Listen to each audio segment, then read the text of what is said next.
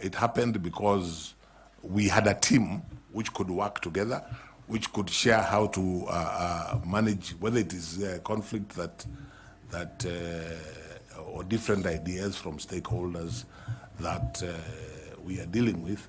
We were able to do that together as a team. I think that's fine. Thank you very much. Thank you very much. Chairman. Thank you. I will invite Karo Kituku to engage you with some questions. Thank you very much, Chairman. Mr. Nyachai, will allow me to ask like 3 questions or 2 questions.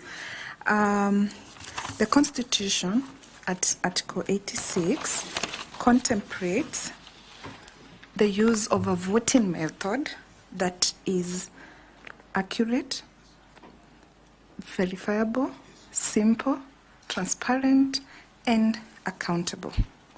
In the 2013 elections, 2017 and 2022, the IEBC deployed technology. In your view, does the technology that the IEBC deployed meet this constitutional threshold or requirements? Was it verifiable? And you can use examples to explain your answer. Okay, I would say that this has happened incrementally. And the real 2013 years, but I think the real technology was 2017. My understanding of why the first election in 2017 was annulled was on the question of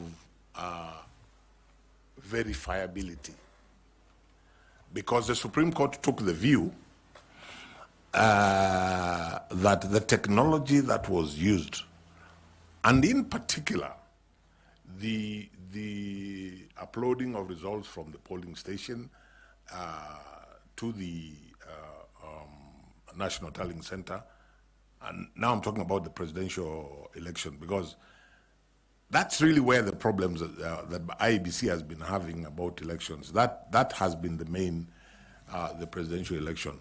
And the Supreme Court was quite clear that we cannot verify this which the presiding officer basically was sending a text, their own text. And that's why the Supreme Court required the uploading and the actual transmitting of what is known as Form 34A. That's basically, apart from a few other, maybe, that's, in my understanding, what actually killed that first election. And that being the case, I would say that, and I think the Supreme Court also took the view that 2022 was a significant improvement, and what remains to be done, in my view, has more to do not so much with the fact that the election may not be verifiable, but it has more to do with the ordinary Kenyan remaining persuaded that it is verifiable. If you read my application, my letter of application, I used the phrase that where IEBC wants and needs to be is where IEBC, like Caesar's wife, must be above suspicion. Because as long as what is being done leaves any question marks in the electorate, in the people of Kenya, then IEBC has fallen short. I think IEBC, and to this extent, I agree with the Supreme Court, they did, relative to the previous two elections, I think they did a relatively good job. There are, of course, things that the Supreme Court pointed out which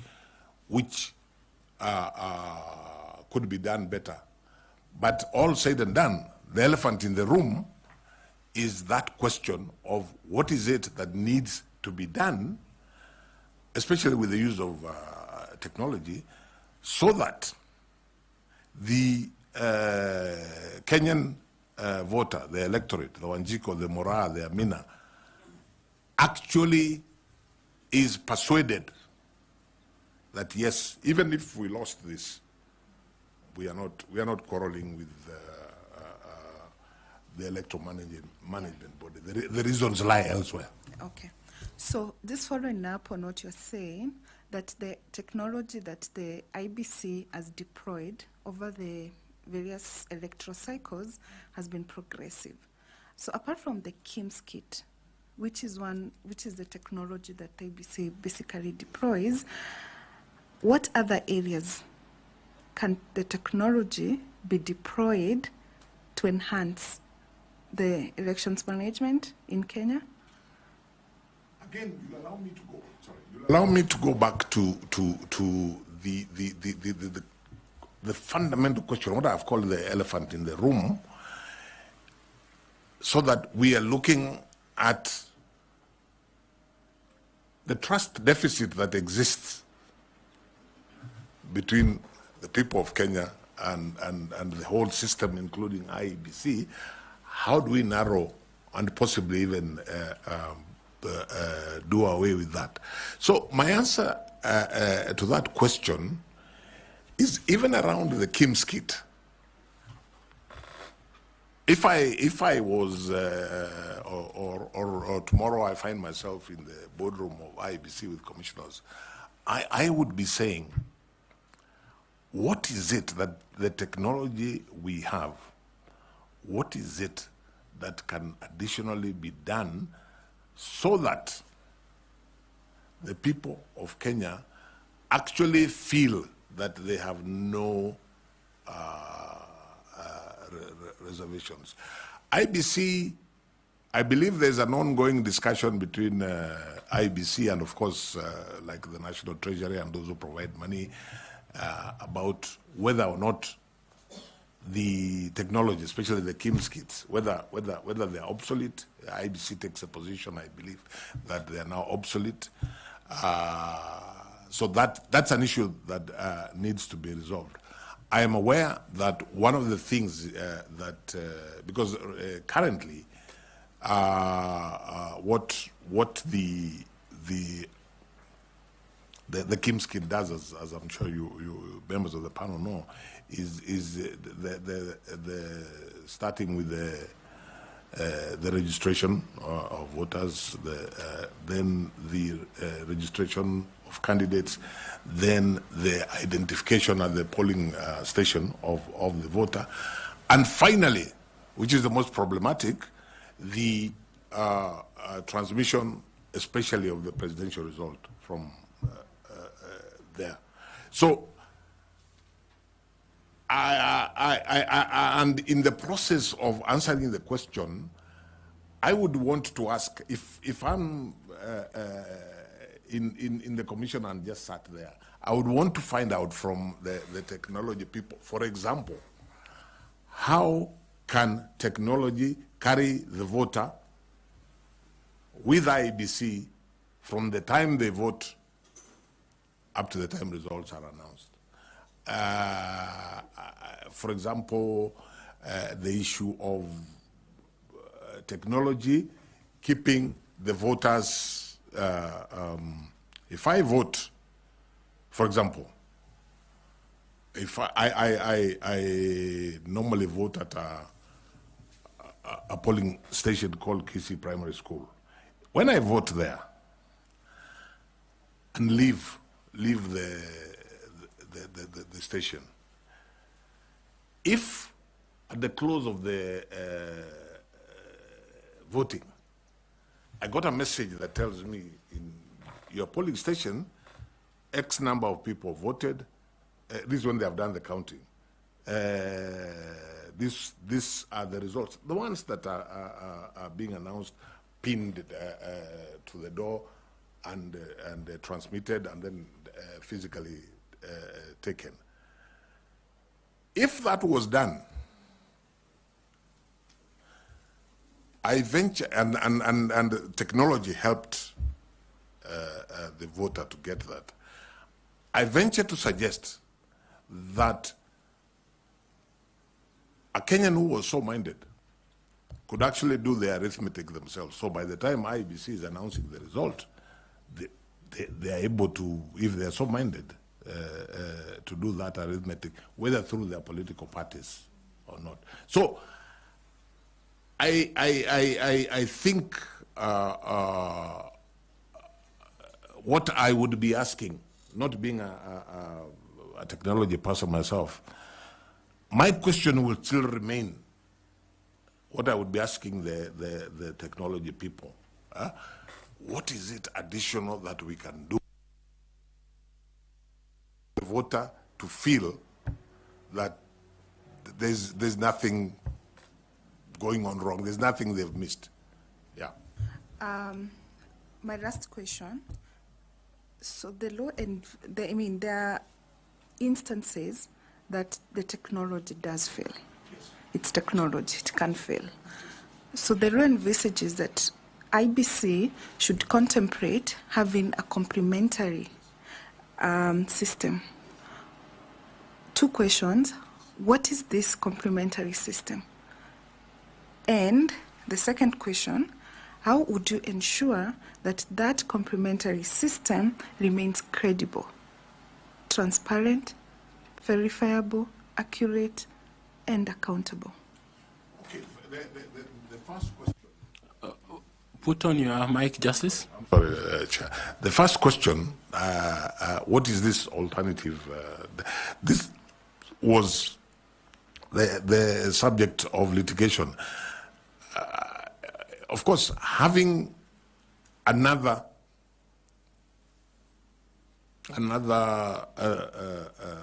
technologically based complementary system may not be such a bright idea because they could both fail. So the complementary system that IEBC is using really now is the physical getting the information. This is at the polling station, getting the information physically from the register. But that, it's complementary, but, and this now is to answer your second question, it may not be ideal because you go back to the reason that we went to technology in the first place. So as at now, me, who is not a technology person, I have not yet engaged with an understanding of what a complementary system that does not rely on the register would do. So maybe to help you, this complementary system can be manual in the sense that the voter identification is manual. It's outside the technology. There is a physical counting, the physical tallying of the Form 34, that 4A, that 4B, that 4C, and the handwritten transmission or the physical transmission of the forms to the National Tallying Center. This is in regard maybe to the presidential. Yeah. So that is maybe what could be manually. So we are asking, given now those steps that are being taken manually without the help of technology, if you become successful and you are the chairperson of the IBC, how would you ensure that those processes meet the constitutional threshold that is established in Article 86 in regard to the system being verifiable, accurate, accountable, transparent? Let me say this. I think it would be, in the absence of technology, it becomes more difficult to ensure that it is verifiable. So I think one then would be looking at that. How do you safeguard, for example, the journey, the physical journey that that Form 34A takes to become 34B and then eventually get to the National Tallying Center. And I also think that participants, not to run away from the responsibility of IEBC to deliver an election that is verifiable, credible, and transparent. The players in the political parties, the candidates, I think need to play a bigger role in terms of protecting that process, and that requires, I think, engagement between IEBC and the stakeholders in coming up with an alternative system, which, as I hear you, would be entirely devoid of technology, which of course means that we're going back to where we started. Okay. Thank you, Chair. Thank you very much. We are almost halfway through, so be concise in your responses. I want to invite Dr. Koki to ask some questions. Thank you very much, Chair. Mr. Justice Nyachae, you mentioned that you have been in the democratization movement in Kenya, and indeed it is true we have worked together. My question is, one of the issues that has really concerned democracy, has hampered democracy in Kenya, is and has contributed to divisive politics, is a system of first past the post, or what we have in Kenya, that leads to results that the winning candidate takes all, where the winner takes all. And one of the concerns that, of course, there are many ideas that have been advanced on how to improve the democracy and the electoral landscape by introducing different types of electoral systems. For example, mixed member proportional representation, etc., which addresses some of these divisive elections. Why do you think that has not succeeded in Kenya, and you have been involved in this process for that long? That's the first question.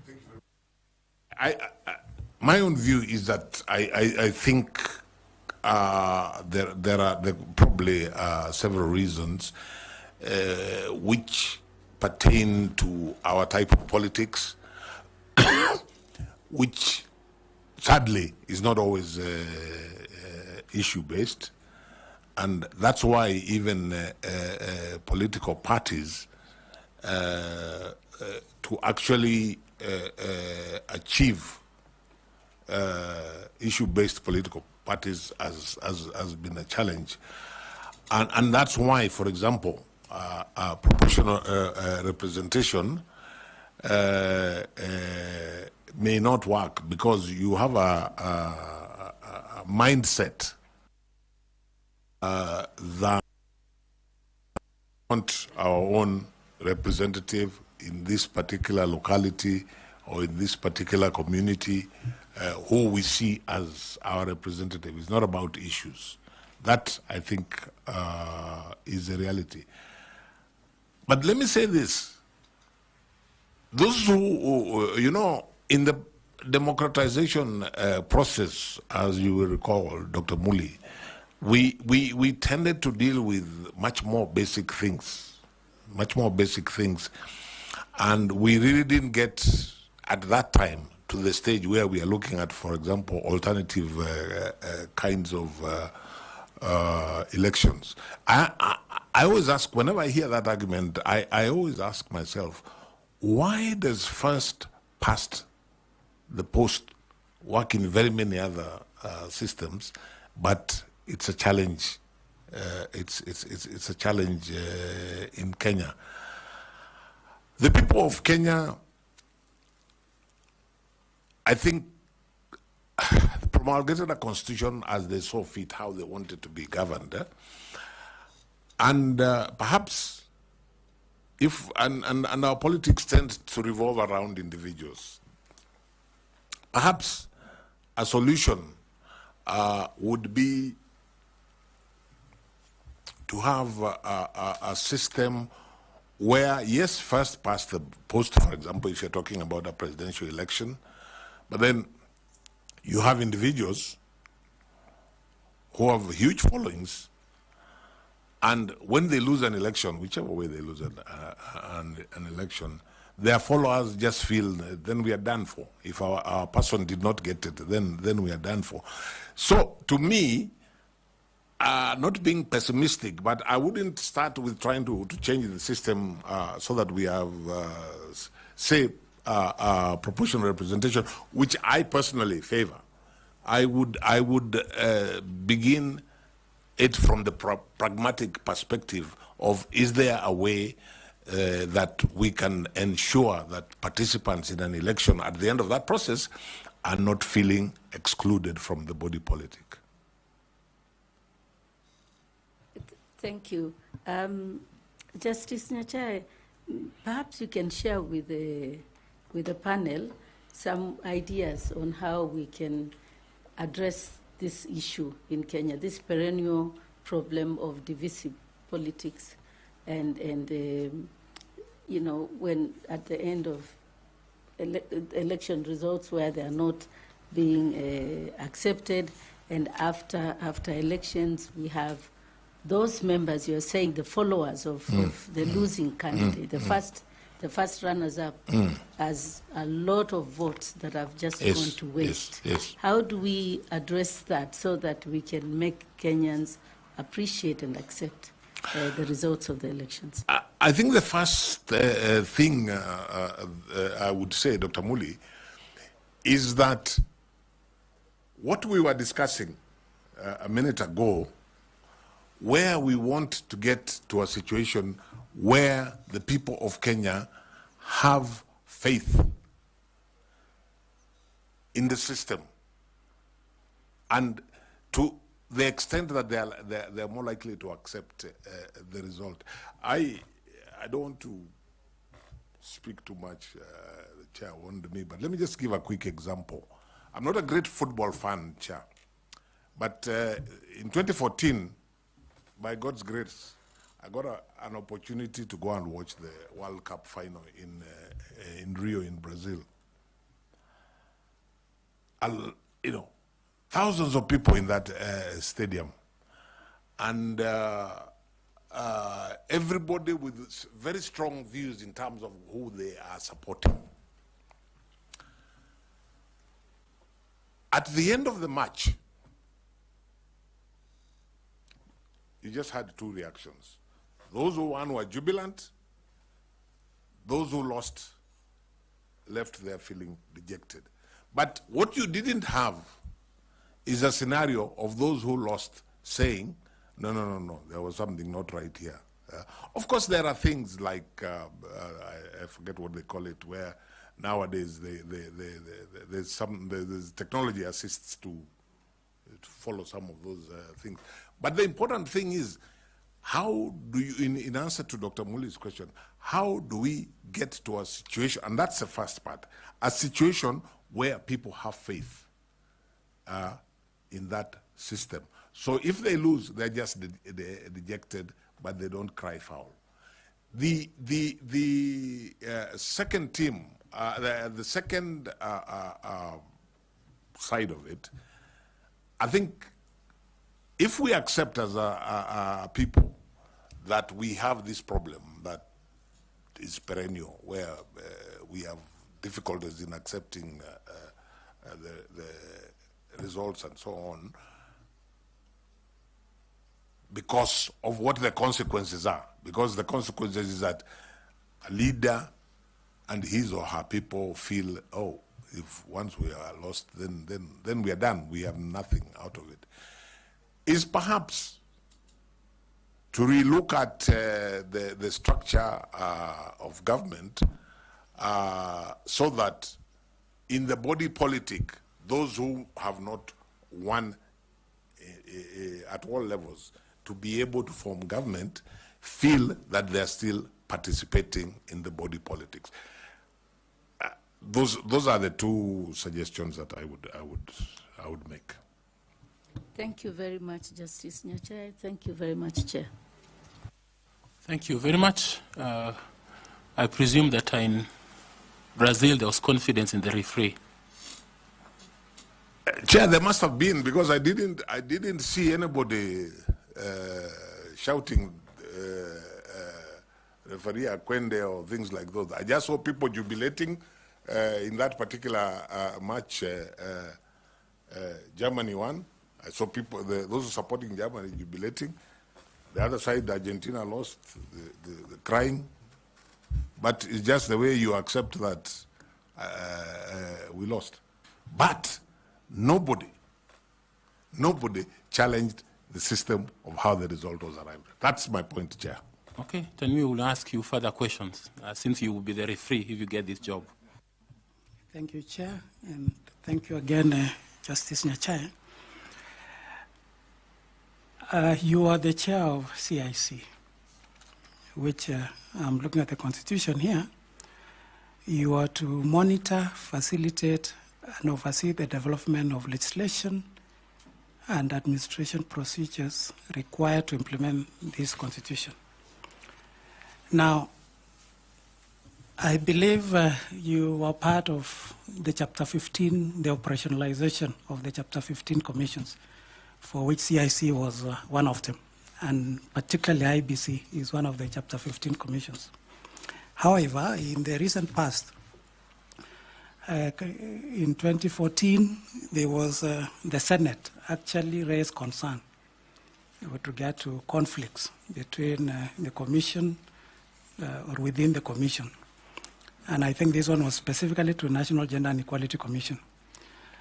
Equally, in 2015, there was an issue at Ethics and Anti-Corruption Commission, which is also a Chapter 15 commission.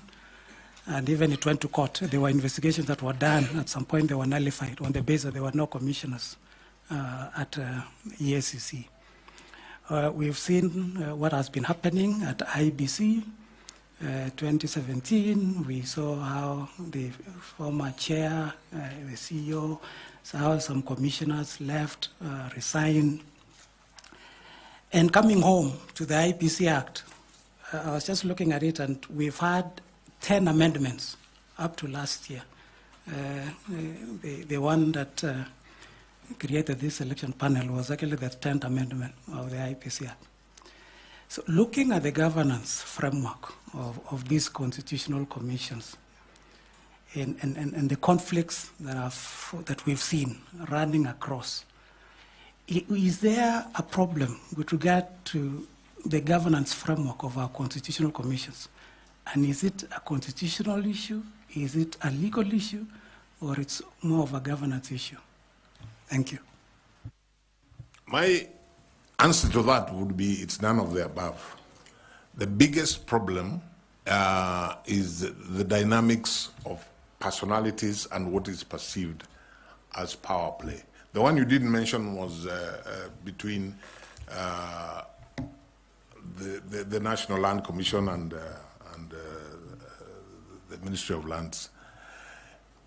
I honestly, obviously, like I said earlier on, hindsight is always 2020. There must have been a few things here that when you look back, you say, this we could improve on and this we could improve on. But the basic framework for each of those constitutional commissions, I would still stand by the laws that were put in place. The problem, if we are to be honest with ourselves, is personalities, the dynamics of power play, resistance to change.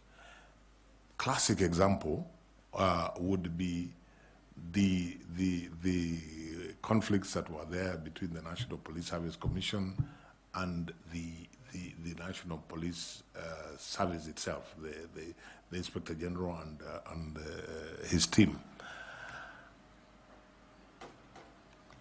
I still don't think the problem was either with the Constitution or with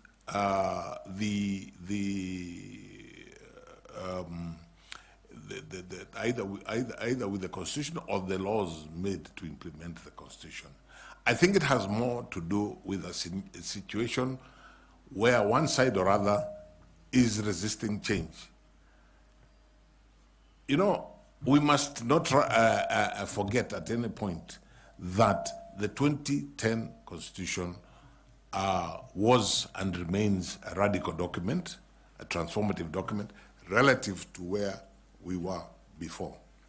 So when you tell a senior police officer, take the IG, and I mean, it's just an example, I'm not accusing the IG of anything, that you were able to do this previously, but now under the constitutional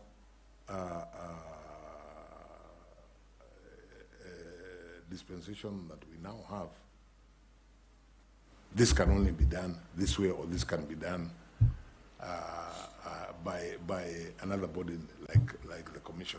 Even when we were writing the KDF Act, for example, it took a lot of energy, particularly by Dr. Muli, Elizabeth Muli, who was in charge of that particular thematic.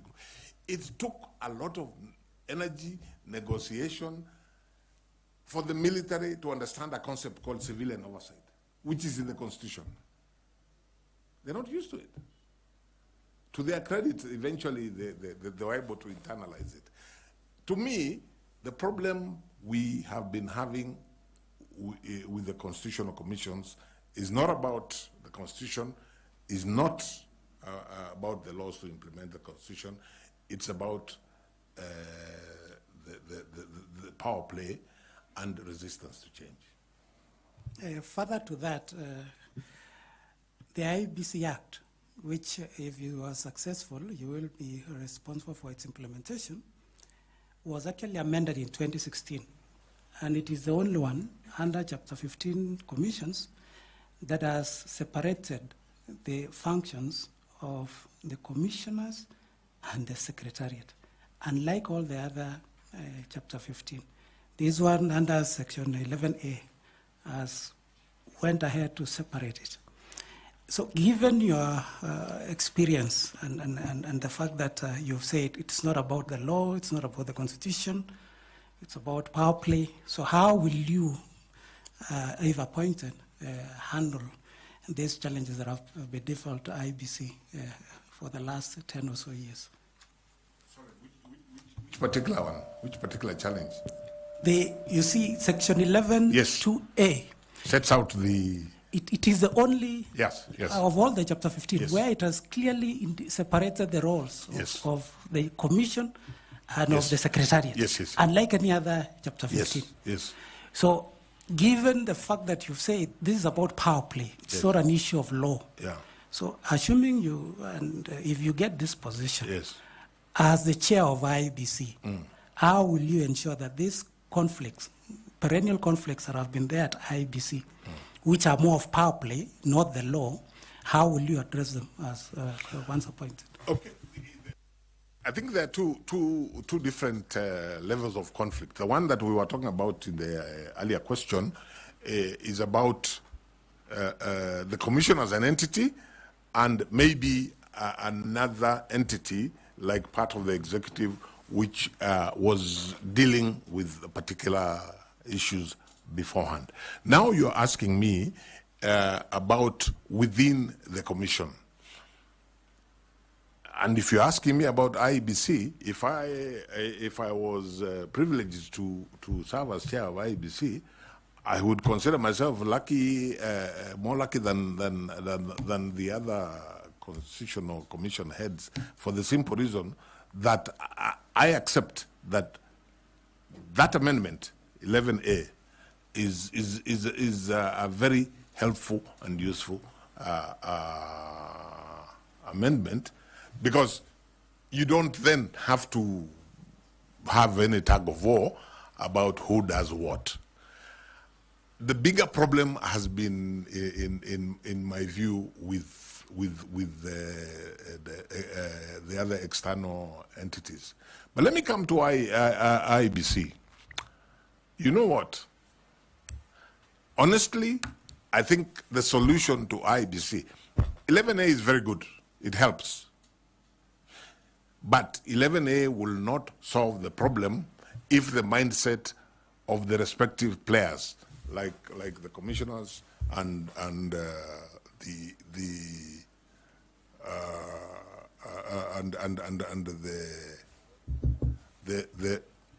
the secretariat, you know, are mentally operating from different perspectives.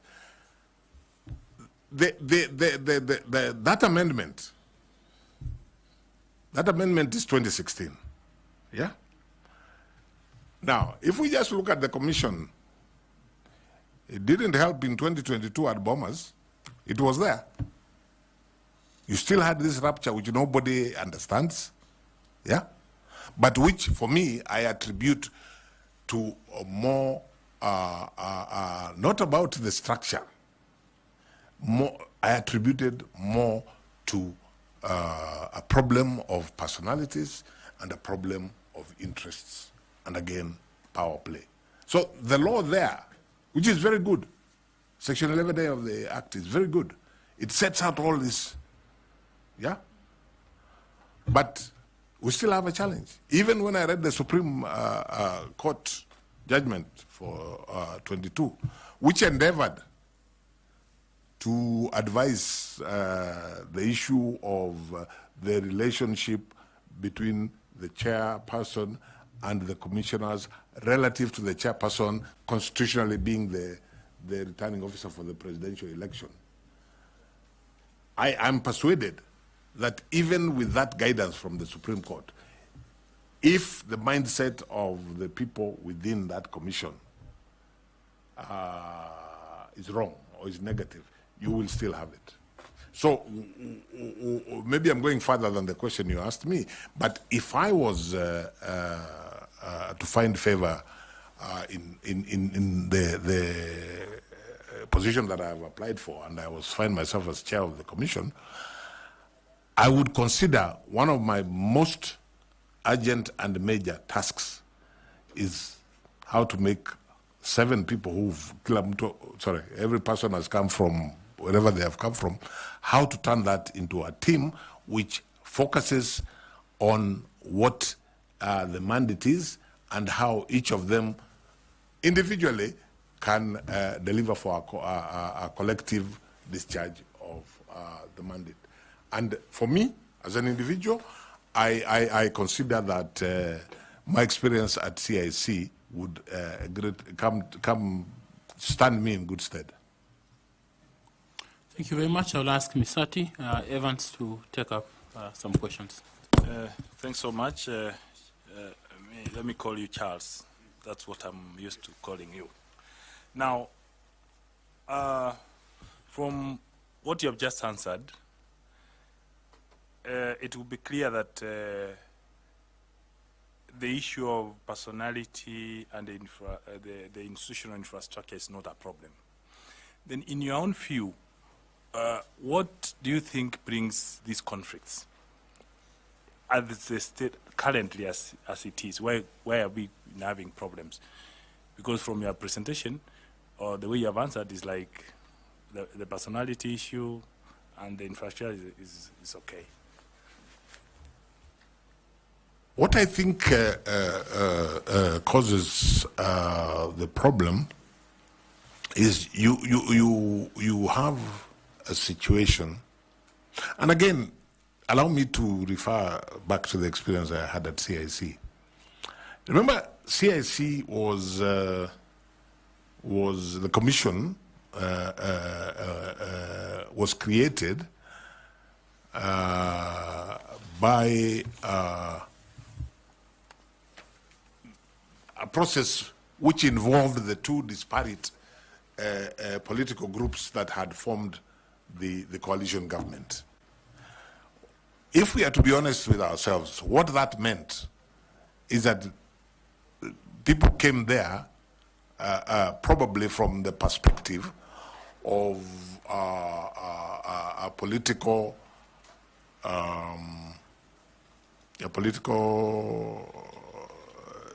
you know, I have come here by virtue of political coalition X, and I have come here by virtue of political coalition Y. So, from the onset, there was potential for distrust. There was potential for suspicion. So, I think there was a need, and I think we succeeded, for the commission to do what needed to do, whether it is bonding, whether it is spending time together, whether it is reassuring each other, whether it is trying to understand each other, whatever it is, so that when we had disagreements in the boardroom, and there were many, yeah, there were disagreements arising from issues that different members had different perspectives. And that way, at least for me as chair, it made my life easier. There are many times we fought very hard in the boardroom, but we arrived at a decision because of that goodwill. And then when we walked out of the boardroom, we presented a position that we all accepted. The challenge, therefore, is how do you overcome, and they're quite natural, the prejudices people have, the suspicions that people come with, and possibly people have different, I hope not, different agenda, but those are the challenges that you know, have to be overcome so that the commission, you don't have the kind of rupture that you had at Bomas in 2022. Thanks. As a follow-up question to that, the work of the Secretariat being more of operational, but you realize that the Commission is the one which owns up the results of the operations.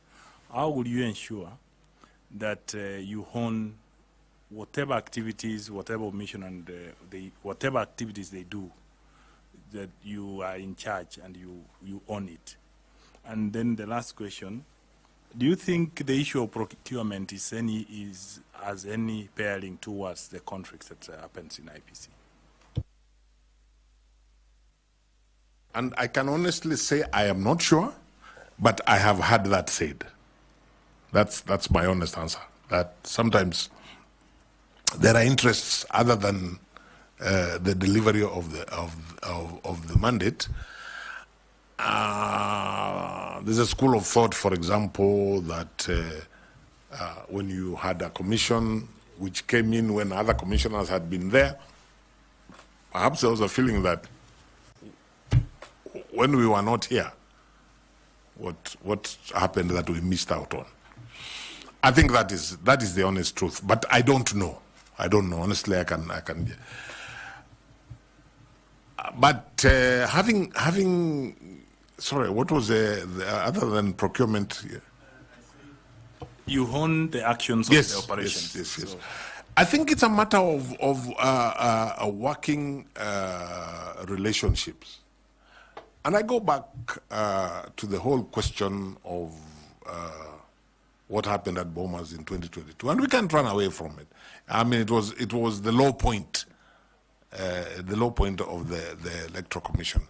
When you think about it, the actual physical verification that happens at the National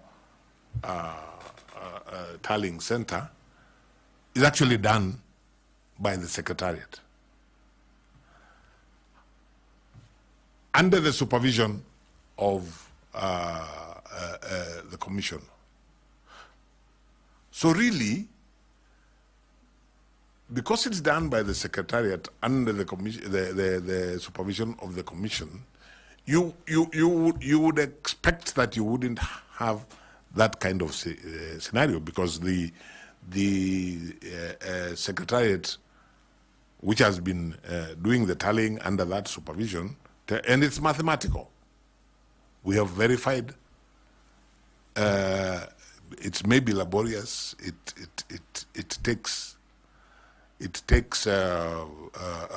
may take time, but it should be purely mathematical. Especially when we remember, it's just verification between from 34A that was transmitted and from 34A that arrived at Bomas. So, when the returning officer, take my constituency again as an example, when the returning officer from Nyaribari Church constituency arrives with his 34B with the attachments of 34A, all that the Commission is required to do is to verify that what he has brought, is consistent with what was uploaded and sent to the National Tallying Center. Because in the minor KI case and subsequently, the courts have said what was announced by the presiding officer at Kisi Primary School cannot even be changed by the chairman of the commission or chairperson of the commission. So when you think about it, the tallying exercise should be an exercise really that is basically mathematical. Because once you tally that what happened at Kisi Primary School with what was uploaded and sent to the National Tallying Center, multiply that by, is it 47,000 polling stations, it's purely mathematical. So ideally, that problem that arose in Bomas shouldn't have arisen. I am persuaded that what happened in Bomas had more to do with the personality differences. I wouldn't want to guess what caused the personality differences or whatever, but it had less to do with that mathematical process that is the tallying at Bomas. Thank you very much. Thanks so much, Chair. How about you? I'd like to ask Madam Fatuma to bring in her interventions, please. Thank you, Chairman. Mr. Nyachai, you okay with that? As I said, they're all my names. You had Mr. Mr. call me Charles. I'm comfortable with that. Okay. In the next election, the youth are going to be the highest percentage. However, they face barriers like disillusionment, apathy. So if you become chair, how would you meaningfully engage them in the electoral processes so that they're able to take care of their political and civil rights? I think that the answer to that is at several levels. At the most intimate level, Of course, if the commission is in place and, for example, starts continuous registration of voters, the chances are that the 500,000 or so people who are going to be employed to do that are going to be young people. That's at one level where they will feel engaged. But in terms of the process itself, because IEBC is required to deliver on a credible election, and that is reflected in its vision and its mission. Then, if you take the cycle, the electoral cycle, the young people will want to be part of the process right from the stage of registration of them now being forget about them working for IEBC to register voters, but them now making it easy for them to register. This requires voter education, because in the process of voter education, all stakeholders, including IEBC, must dispel from the notion, from young people and Kenyans generally, the notion that the election is about other people, not about them. And I think the Commission, through voter education, can go a long way in making them feel part of the process. It is not the Commission's responsibility, for example, to deal with identity cards, but the Commission, as part of, as an entity that deals with elections, if I was chair, I would be talking to the executive about how we can help young people to be to have IDs. And there are many challenges. There are many challenges. Some of them on day one, whoever goes to that commission, and they're going to involve young people. Take the by-elections, for example, that are pending. If you take a constituency like Banisa, I think 2 years they have not had representation. In those 2 years, there must be a lot of young people who have come of age, maybe have IDs, and they want to vote. The law requires that you stop registration of voters. Is it 60 days? 60 days before the date of the by-election. So, in where there is an urgency in having that by-election, these young people are going to feel disenfranchised. That's just one example.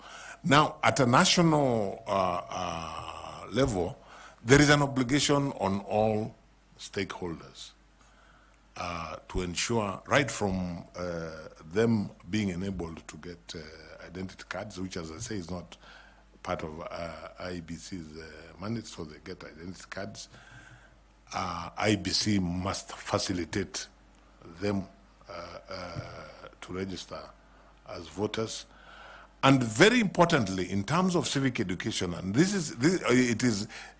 voter education, and the wider civic education anyway, which as a country maybe we haven't done very well, there is a need for all of us to work together to ensure that the youth in this country feel that they matter.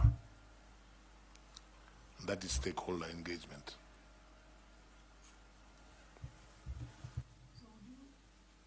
So would you think of, I like the part you talked about the obligation of creating awareness on obligations of stakeholders. So would there be specific programs targeting the youth on this? Yes, I would after receiving advice on how we could do this, and especially what are the financial implications. If I was chair, I would put a high premium on inclusivity for young people, so that they feel this process, they are part of it, they're an integral part of it. As you said when you were asking the question, they even are the larger percentage of the people that citizens that are eligible to vote. So I would look to the National Treasury to specifically provide funds to enhance, especially voter education, and in that particular section of stakeholders, and engage them as widely as we can in that, and continuously in that period before the elections. And continue, I think, looking at the wider issue, I think one of the challenges IEBC seems to have is that, especially in terms of funding, the focus only seems to be as you approach elections. And yet things like voter education, registration and so on and so forth are things really which should be completely around the electoral cycle. And I would want, if I was chair, I would want, as a matter of policy, to engage commissioners so that we collectively engage those who provide funding, so that there is a specific target of young people. Thank you very much. Thank you. I'd like to ask Mr. Bore Nicodemus. I'll ask you. Thank you, Chairman, and Charles, for being able to take us through and answering these questions. And I'd like to, looking at your track record and having worked as a CIC chairperson, I'm sure you experienced cartels who wanted the status quo remain, and engaging you with your pet subject of football. We have seen referees ending the game while they are halfway going home, because they are aware that when they end the game in the middle of the field, they will face a Herculean task of explaining to the people why they have lost the game. Now, we are looking at IEBC and looking at the budgets that they have presented. Some people look at the budget in terms of how they might be able to gain from it. When they talk about the 63 billion shillings that they have asked from Treasury, some people look at how much they can gain from it. And you are applying to be the chairperson of such a commission, which has a lot of interests that are not only political, but also financial. So how would you be able to manage the interests of the country, to balance the interests of the country, at the same time getting rid of the cartels that may be a part of the problems of the internal conflicts within IEBC? Thank you, Mr. Bore. Let me say, first of all, at CIC, this is not a problem that I experienced. I never, at any level, maybe because there wasn't the kind of budget that is at IEBC. So that I never encountered any cartel in relation to the problems we encountered at CIC. Had more to do with the political resistance to change. That was and it was at all levels. Whether you're talking of Parliament, whether you're talking of the executive, but at CIC I didn't. I did not experience that at all. I can visualize, with the kind of budget that IEBC has, I can visualize how that would be a challenge.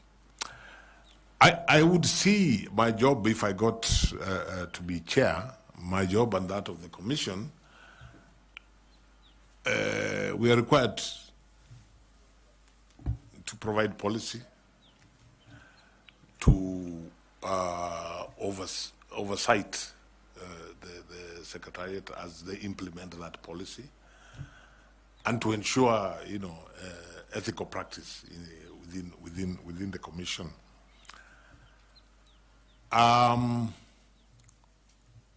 So for me, that would be the guiding, focus.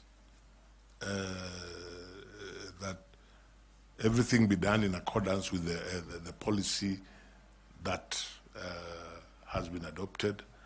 Everything be done ethically, and the commission to ensure that they discharge the mandate of oversighting.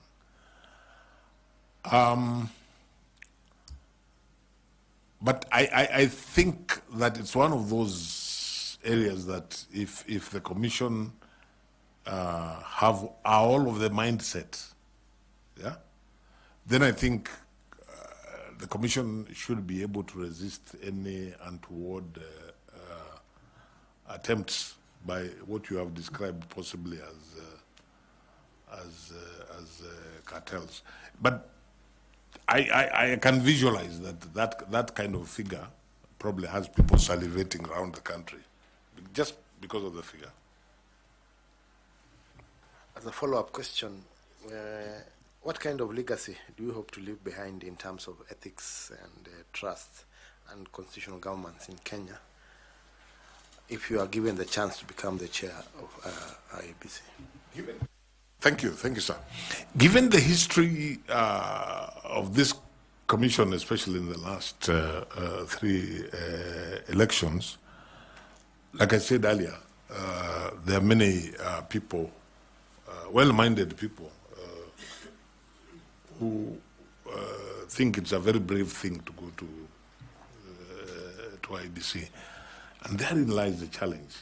So what I would want, with a good team, if I got this position, with a good team of commissioners, the legacy I would want us to leave is a legacy that this is the commission which was able,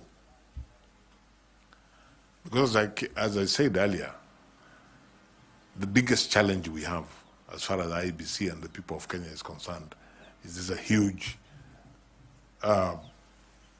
trust deficit. The commission that comes in after you've done your work will conduct, because of the 6 years, will conduct one election. So they have one bullet, and the one bullet is to reverse that situation of the trust deficit. So for me, alongside anything else and everything else that the commission will be doing from day one, is what is geared towards reducing that trust deficit. I'm an old-fashioned, or shall I say an old-school lawyer.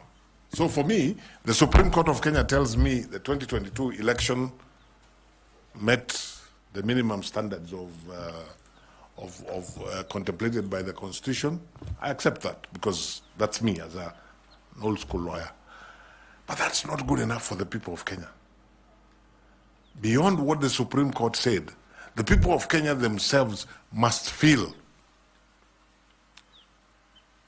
like the losing side in Rio in the football match. They must feel that, yeah, we lost, but that's the way it goes. We can't all win, but we have nothing negative to say about the Electoral Management Board. So what would I like to be remembered? I would like to be remembered, and you can't do this alone. It can only be part of a team.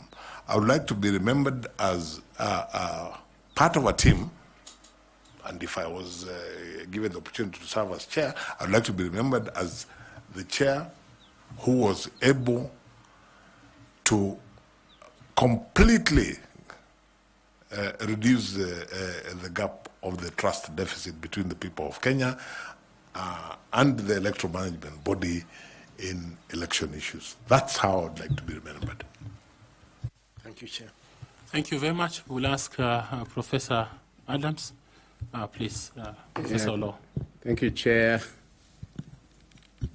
You've had all the salutations you asked for. Mr. Justice, Charles, Nyachai. But my colleagues have not called you by the name which I'm sure you are given traditionally. So I'll address you as Ayako. Thank you, sir. Very good name. Very good name, I believe so. I've heard you. I've looked at your CV. And your big ticket to shoe in into this position of Chair IEBC, if I hear you correctly, is your experience in CIC. Because other than the introduction, IED, you packed it. You are chair there. ICJ, you packed it. It has just been CIC, and I see where you are coming from. And that's where my first question comes in. Another consistent parallel to your CIC experience has been the liner, resistance to change. And at the end, when Bore was questioning you, you said both the executive and parliament. If I may ask, why does Ayako now feel that when it becomes chair of IEBC, that resistance will disappear and he and his team will lower the trust deficit? What will happen that hasn't been there in this resistance to change?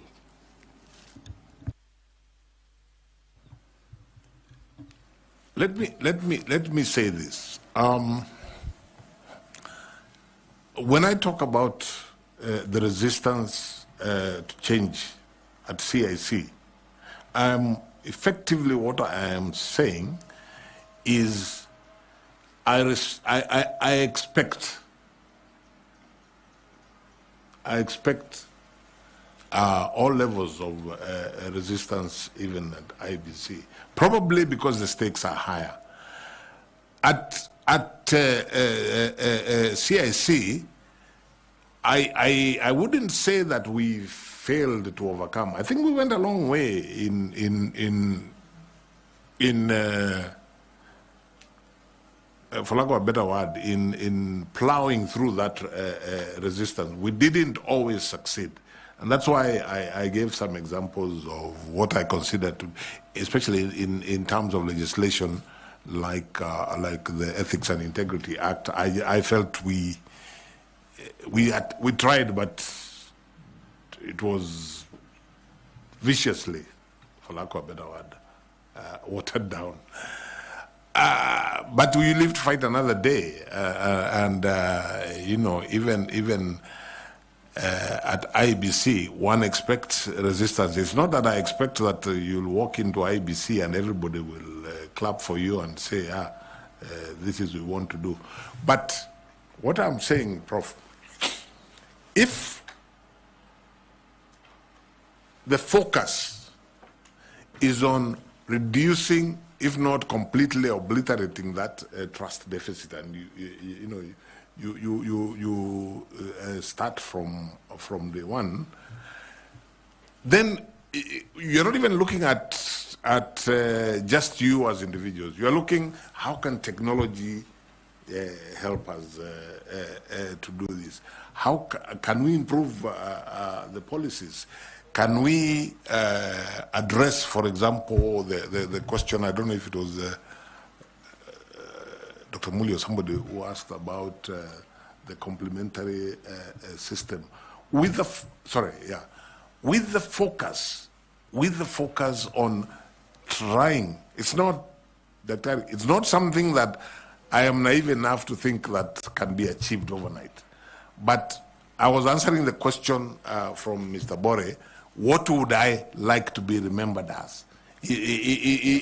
That's why I keep saying, even if it's not completely obliterated, because that may not be easy, if it is reduced, as opposed to getting worse, then I will feel I am happy to be remembered that way. Thank you very much. My other question is that, again, I believe that for IEBC, most of the time, for Kenyans, it is which side of the political divide are you in?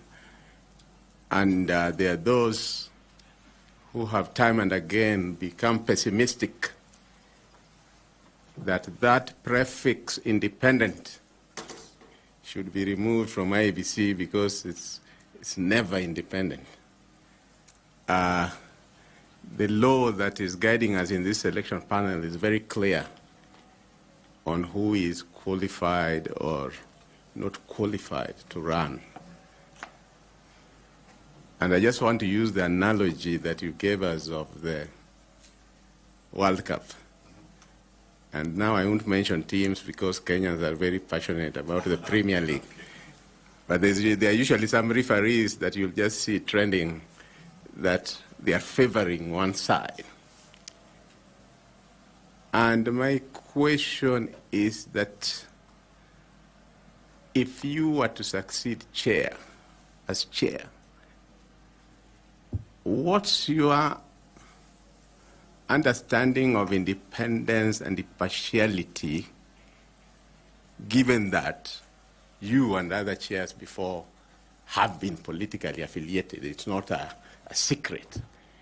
As you walk in and wear in a football match the black or whatever color, and you have that firimbi, and you have the yellow card and the red card, what changes when you walk in there as now the referee of the game?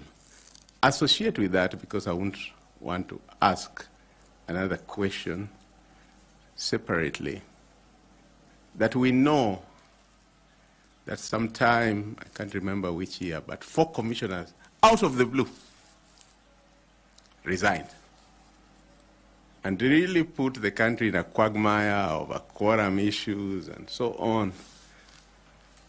And you, in your own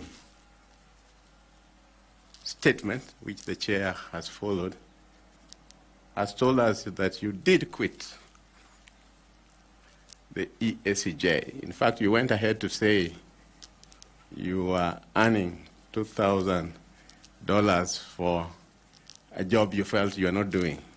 I don't want to ask that, have you been replaced and is that new person earning money for no reason? I don't want to go there. I want to stick to your quitting. Given that those 4 commissioners quit and put the country in the tenterhooks of what finally happened,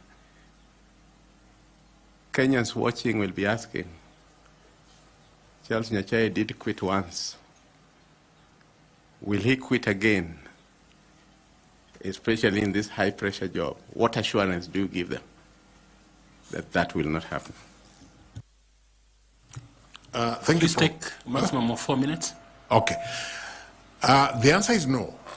I will not quit, because I do not anticipate a situation at IEBC that the job for which I have been recruited, if I become chair, that I simply don't have anything to do, and therefore there's no point in me going to the office. I don't anticipate that. I have endeavored to explain what happened in the ESCJ. At IEBC, the one thing that will not make me quit is any kind of pressure. Because this is something I have given thought to. I mean, I am not applying for this job thinking it's going to be a bed of roses. So pressure will not be the reason that I will quit. And because I do not see a scenario where I have no work to do,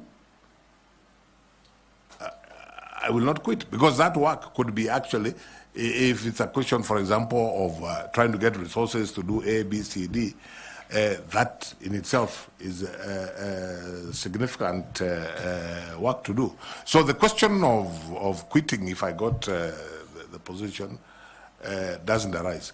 Now, you made reference to political affiliations. I think your average Kenyan, at some point, probably has some kind of political affiliation. My mind is very clear that notwithstanding any political affiliation I may have had at any point in my public life, if I got this opportunity and I accepted this job, I will only be guided by the Constitution of Kenya, the laws, and of course, if I get the opportunity, I will be taking an office, an oath of office. So I am able to look the people of Kenya in the eye collectively and tell them that in that situation, I would have every intention of living by that oath of office. Daktari, and allow me to say this just as an example. The way the IEBC Act is designed, several of the honorable members around the table come here by virtue of political parties. But as I sit here as a candidate, I don't have the slightest doubt that every member in this panel is going to do their job impartially and focus on what they believe is the best result. I have no qualms whatsoever. I cannot say that so-and-so maybe at some point was a member of this party, that and the other. And I think we have the capacity to rise above that at different times. And I can look the people of Kenya in the eye and say, yes, I would be able to do the job impartially. So you are a real footballer. You have returned the ball into his court. But I want to ask you, Prof, to shoot your two high school questions. The chairman has asked me to shoot my high school question. You are in ESCJ, which means you are in the body organogram of the East African community. The ESC Treaty envisages 4 stages. How many are already in place, and which ones are in place and which ones are not yet in place? If you are to ask, different people have different thinking on this, but if you are to ask me, I would say that what is in place, to a certain extent, not fully, is basically the common market. That's actually the one that I would be comfortable to say is in place. The others, I would have reservations to say that they're in place. Yeah. My second question that Chair calls high school question is that the Electoral Commission of Kenya has promulgated at the Lancaster negotiation for the Independence Constitution, ran the 1963 election, then amendments to the Constitution literally buried it until the return of multipartism, when ECK was again reenacted into the Constitution. Which body, which office ran the elections from 1969 to 1988? There was an office called the Supervisor of Elections. In practice, the elections were run by the then provincial administration. Yeah, I think basically that's the answer I would give. Yeah. Thank you, Chair. Thank you. Mr. Tanui?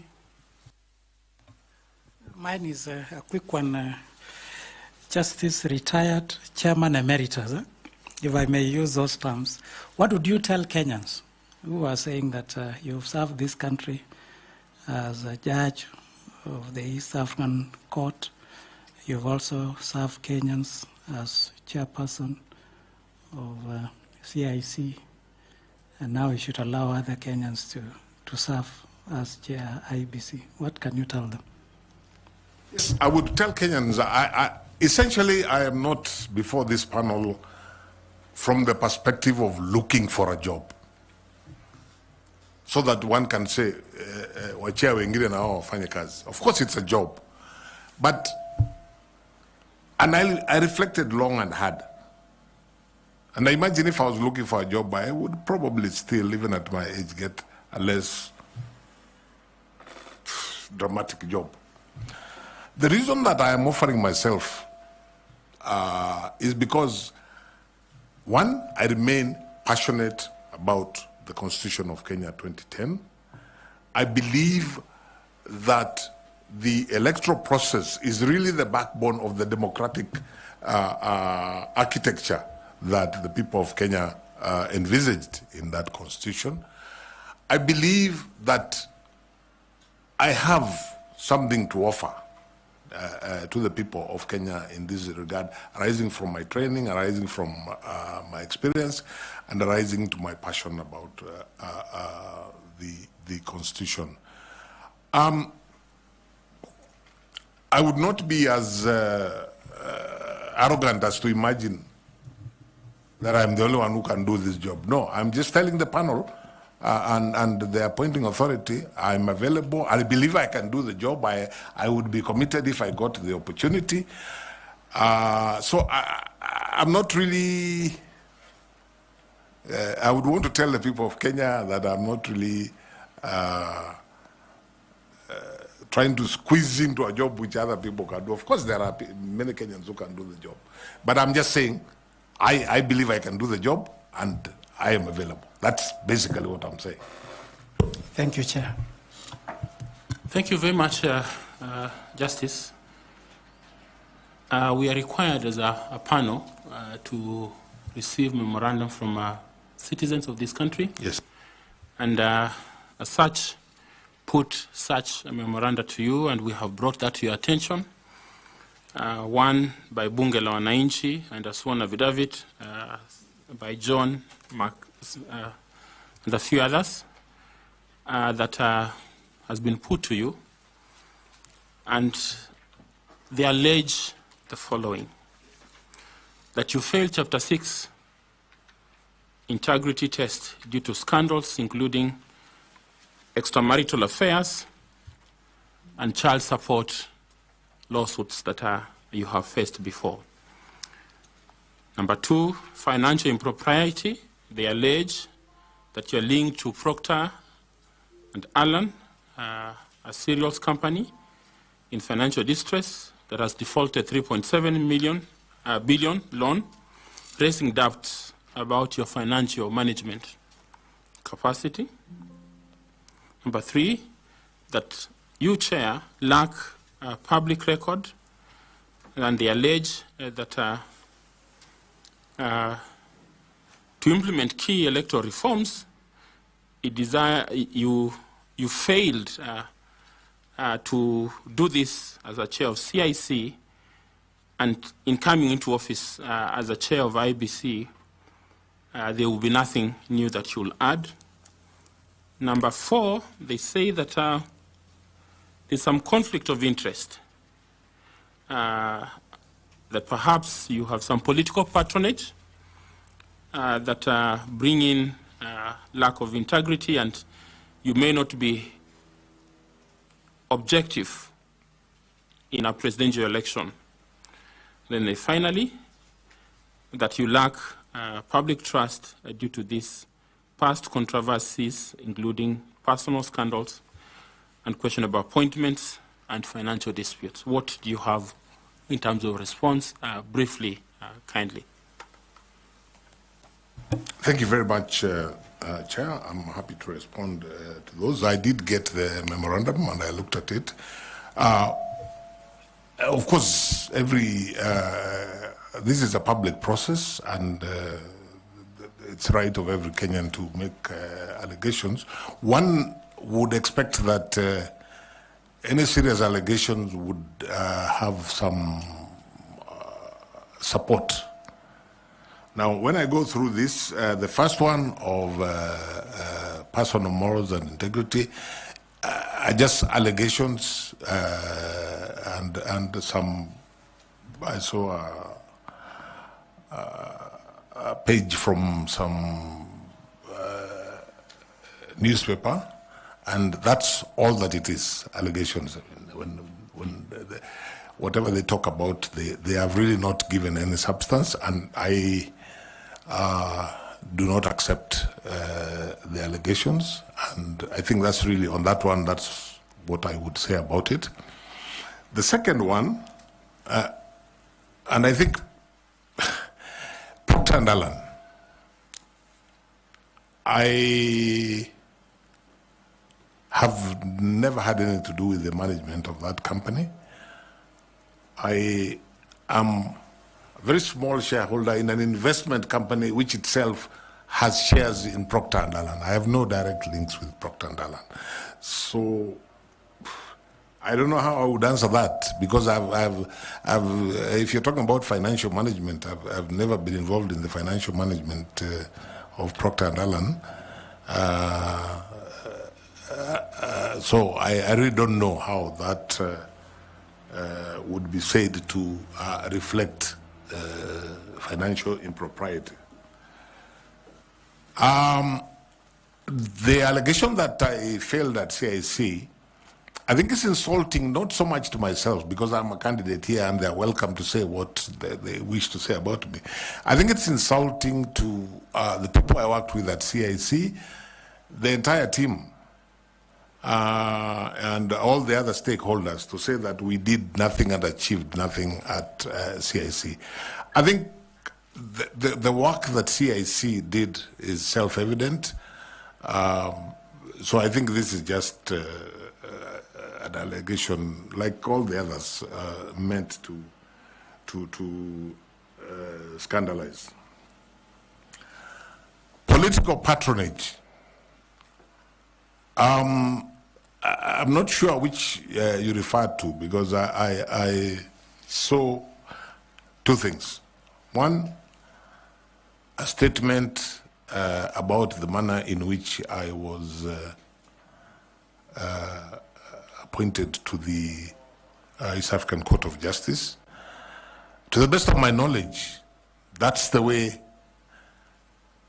The treaty has no details, and that's the way the manner I was appointed is the way all judges are appointed through their respective heads of state who sit in the summit, which is the appointing authority. The head of state nominates. And so unless the treaty is changed, I really don't think, and unless every other person who has been appointed from Kenya to the East African Court of Justice has gone there by virtue of political patronage, which I think there is no evidence to that. Again, I think this is purely scandalous. The other thing, there was an allegation of me being related to somebody who they seem to know that is going to be a presidential candidate. Something I don't know anything about. The person they mentioned is not my relative, so I really don't know how I would respond to it. Again, I think it's purely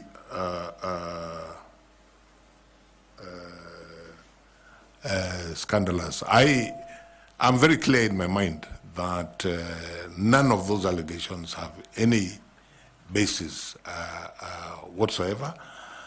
And really, Chair, unless members of the panel wish to ask me specific follow-up questions on that, which I will be happy to answer, I consider the entire memorandum as being motivated by ill will for reasons that I don't know, and not being supported by the truth. But if members have anything specific they wish to ask, I have no problem. Any knowledge of you being a state candidate? A state candidate for this job? No. I'm not sure what a state candidate is, but I made this decision to run. You know, Mr. Chairman, when somebody talks about a state candidate, they are actually insulting this panel. You're the people who are going to decide who among the people that you have interviewed you are going to recommend to the appointing authority. So the idea of a state candidate is foreign to me. Your last question. Thank you, Chairman. Justice Nyachai, there have been allegations by Bunge la Wananchi. Yes. In a memorandum that I'm certain that you have seen. Yes. Facts which have been disclosed to you earlier, that there was misappropriation while you were at CIC in the year 2015, that the Auditor General's report revealed that at that time the Commission spent an excess of expenditure of 43 million in a budget of 306 million, which had been approved. That at the time you ended up spending about 349.8 million. Even though largely the amount was accounted for, they say that the 9.2 million was fraudulently paid for the supply of newspapers, a matter which they say to have been subject of criminal investigations. What is your response to these allegations that this panel has received in the form of a memorandum? Sorry, I'm hearing this for the first time. Was that memorandum sent to me? I think so, it was. Separately from the earlier one? It must have been in the same package. Oh, I didn't see that one. And my answer is very simple. I know absolutely nothing about that allegation. I was not involved at CIC in anything to do with the financial processes or practice at the Commission. I'm also not aware of it, but in any event, I was not. I would have wanted to know if there were criminal proceedings, who are they against and what was the outcome. I really don't know anything about it. That is self-explanatory, how you have explained, and I think it is sufficient for the purposes of this interview. We just want accountability in terms of the memorandum that we have received. No, that's, and of course, a fair defense for yourself. Absolutely. Which we are grateful. Absolutely, absolutely. Okay, Tanwi? Maybe, Chair, to also help us, were you the accounting officer of CIC? Not at all. Not at all. Thank you. That's all. Yeah. I think that's enough. Okay. Finally, you may not have seen this memorandum, but we have received it this afternoon saying that you are a state officer. Are you a state officer? I chair the council of the Kenya School of Government. I'm not sure that that certainly makes me a public officer. I'm not sure it makes me a state officer. Okay. I think that's okay. Yeah. That's enough. Thank you. Okay. Thank you very much. It's taken us long. We have taken almost about 10 minutes above the time we should have taken with you. But thank you for indulging us into your life and your career. Do you have any question for us? Doesn't have to Or I can make a comment. You can make a comment. My comment is to really appreciate the opportunity to interview before yourselves, to wish you well in the process, because you are doing an important public duty, whatever you decide. And to say that for me, the most important thing is that from whichever corner I may be, I remain passionate about the issues that we have been discussing. If I get the opportunity, I will endeavor to do my best. If I don't get the opportunity, I will continue to support the country as it strives to achieve the issues that we have been discussing on IEBC to deliver its mandate from whatever corner. Thank you very much, sir. Thank you very much for coming. We appreciate your time and the sacrifice you have made to spend your afternoon with us. We wish you well in this pursuit. There's a bottle of water there. Please do remember to pick your certificates. Asante sana. Thank you.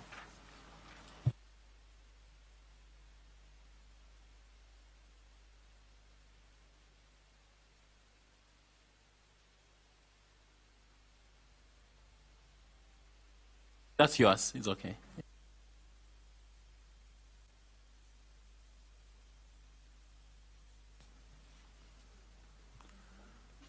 Wow. Okay. Media, do we ask you again to give us some space kindly, turn off your gadgets, and just allow us to be able to